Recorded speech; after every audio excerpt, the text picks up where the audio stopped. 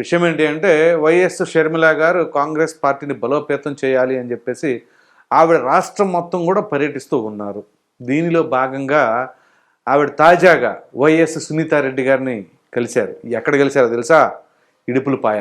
ఇడుపులపాయ అనగానే వైఎస్ రాజశేఖర్ రెడ్డి గారి సమాధి అక్కడే కదా ఉన్నది.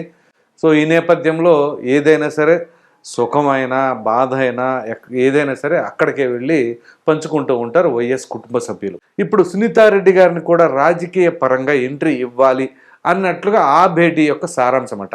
సునీతారెడ్డి గారిని ఆహ్వానిస్తే ఆవిడ కనుక నేను వస్తాను అని చెప్పేసి అంటే షర్మిల గారితో ఖచ్చితంగా రాయలసీమలో ఏదో ఒక నియోజకవర్గం, ముఖ్యంగా కడప జిల్లాలోని జమ్మలమడుగు కావచ్చు, కమలాపురం కావచ్చు, లేదా పులివెందులు కావచ్చు, లేదా కడప ఎంపీ సీటు కావచ్చు, వాటిల్లో ఏదో ఒకటి ఖచ్చితంగా కాంగ్రెస్ పార్టీ తరఫున ప్రతిపాదన అనేది షర్మిల గారు తీసుకురావచ్చు సునీతారెడ్డి గారు.